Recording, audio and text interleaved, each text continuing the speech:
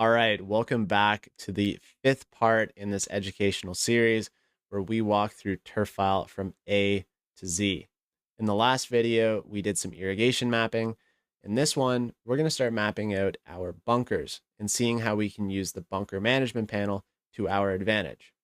So as you can see over on the left-hand side here, there's not too many tools. And that's because most of the functionality of the bunker section is inside the bunkers themselves. So the first thing that we should probably do is map out our bunkers. So if you remember when I showed you Turfile Vision in the home section, I did mention that it's going to help us map out our bunkers, and I wasn't lying. So to map out our first bunker, we're going to navigate over to the plus icon and click Add Bunker to Map. Now we have two options here. We can draw the bunker manually, or we can use Turfile Vision. For simplicity and speed, I want to use Turfile Vision. So I'm going to navigate to the bunker I want to map out and make sure it's center in the screen. And then I'm going to click Use Turfile Vision. Now, like we mentioned before, if it's your first time logging into the app and using Turfile Vision, this might take a while to load up. Now that we see Click to Refine Mask, we're good to add a marker. And as you can see, we almost instantaneously get a mask. Now I like this selection, so I'm going to use selection. Now it's going to prompt me to enter in some details about this bunker. So I'm going to give it a name. I'm going to select the type of liner that it has. And I'm going to outline its target depth. 4 to 6 inches here seems pretty reasonable. So I'm going to save bunker. And there we go. We've added our very first bunker to the map. Now, in order to bring the bunker to life, just click on it. Now, as you can see, we open up a pretty detailed panel. We're going to run through all the tabs in the bunker management panel right now. So firstly, we have the overview panel. This is where you can get a snapshot of how the bunker is doing and get insights into some of its primary metrics, like sand depth, contamination, weeds, firmness, and edge quality. I'm going to go ahead and change some of these values to see what happens. Now, as you can see, I've adjusted some of these metrics, and it's actually adjusted the overall bunker score. Below the metrics section, you can see some of the physical characteristics of the bunker. Let's jump into the inspection tab.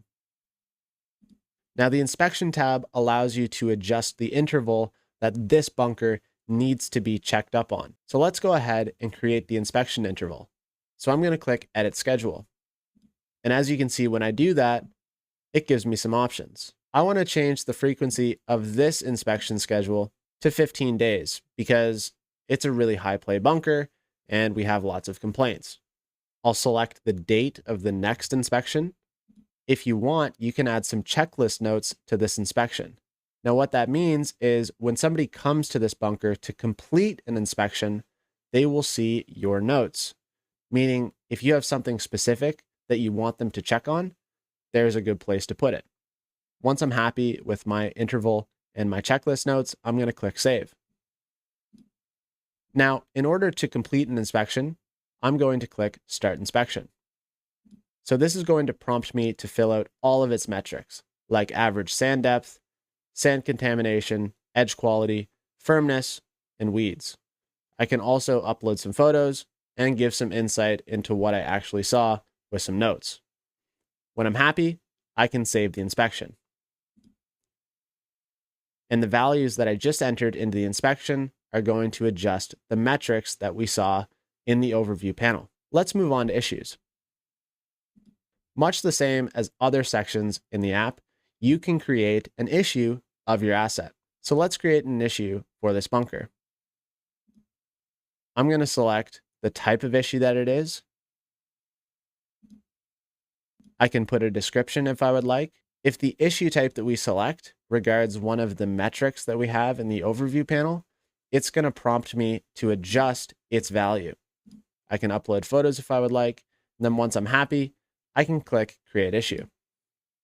Now, as you can see, when we created that issue, it popped up in our issue panel right here. Now, if you would like to assign this issue to somebody on your team, you can do that just the same way we do in other sections of the app. So let's hover on this issue, click Make To Do, assign it to the staff you want, select a due date, and then create to do. Now, whenever that individual jumps into the application, they're going to be able to see that they have a to do and see the details of it. Now, when they resolve the issue, they're going to have the option to add a description, change the metric value back to an acceptable level, and upload photos if they would like. Now, what if something happened to this bunker, like a collapsed face, and we needed to repair it as soon as possible, and we didn't have time to create an issue and let other people focus on solving it over the next week, and we solved it right then and there?